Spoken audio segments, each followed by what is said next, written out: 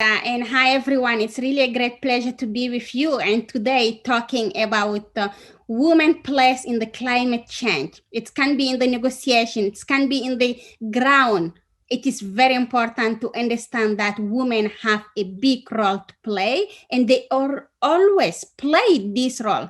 They can be in front, or they can be just behind, but they always play this role. So I will share with you the example of how, as my person, as woman and as Indigenous woman and as a woman from the global South, I have like all those box checking, and coming to the climate negotiation is completely like a different world. So Indigenous women are the front line of climate change. That's everywhere. My sisters from Sami or from Amazon, and my sisters from all Africa, Sahel regions, or Asia, or Australia, we are all the front line of climate change. But when we start coming from to the climate negotiation, I started 10 years ago. And imagine like being a young woman, young Indigenous woman, young Black woman, and coming to the climate negotiations.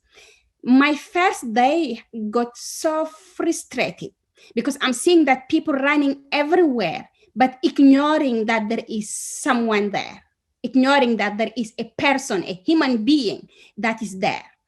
Because all what they're thinking about is how they can be in one room, how they can discuss, how they can negotiate as a formatted machine. So, I mean, I call them just like robots, like not a human being, as individuals with eyes and brains. So then I said like, no, maybe it's not my place. I'm not going to come back there.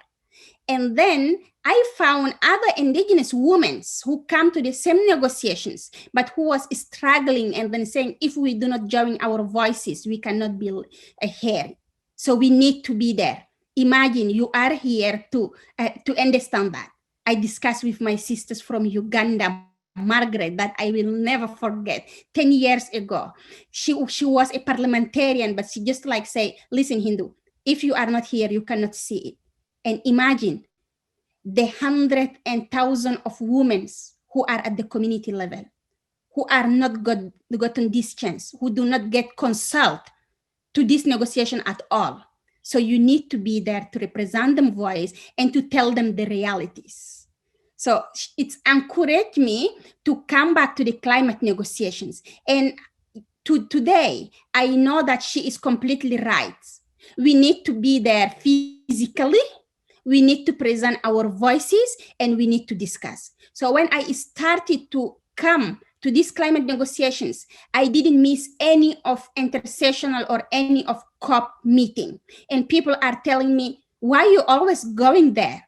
I'm like, yes, I have to be there, because if you miss the intersessional meeting, you will not understand what will going on in the COP. And when you miss the COP, it's going to be the same. So it is the continuity, and it is the strategy from the state to see how they can exclude, especially if you are women and from observer group.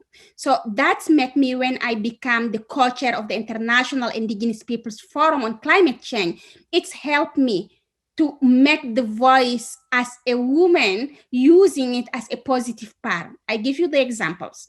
When we get to the COP at the Paris, and we start negotiating, then many of the states, and especially I can name them without shaming them, European Union say like, no, we cannot talk about Indigenous people rights in this climate negotiation. And I'm like, if we do not talk about the rights, that cannot work at all. And I'm going to name also to the women ministerial meetings. And I'm happy that my sister Birgit is there. So women ministerial meeting breakfast.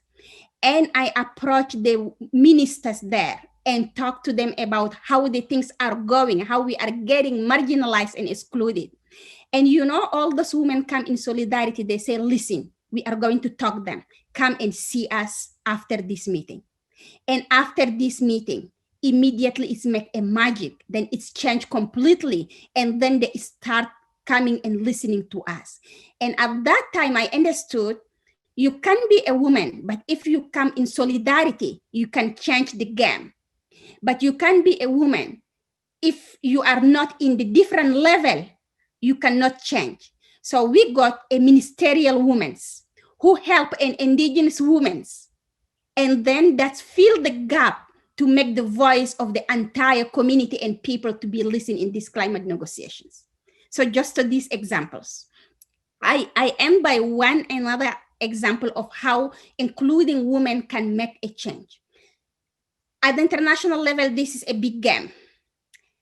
At the national and local level, this is the most important part also. The women, and especially indigenous women, are forgotten completely because we are in patriarchal decision making always. And men are the one who can sit and decide on behalf of the entire community without taking into consideration the 53% of the women that have the voices. And that's completely the wrong way. So what we did in my organization, and as also in my community, we are patriarchal work way. So we went to the communities and we start talking to the man first. We tell them how you think about the climate change and women role, because during the dry season, when you are not there, you are in the city looking for the job, the 2-3 months you are leaving them home, they are alone and fighting on them own. So what do you think about discussing with them and seeing how we can support them? And the next day they make the job for us, just asking the woman to come to the meeting without us doing the job. And then we start discussing about the serious issues.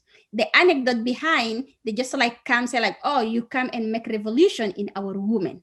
But the movement start. And when the movement start, the woman take the lead and they can make the change, but with a lot of challenge.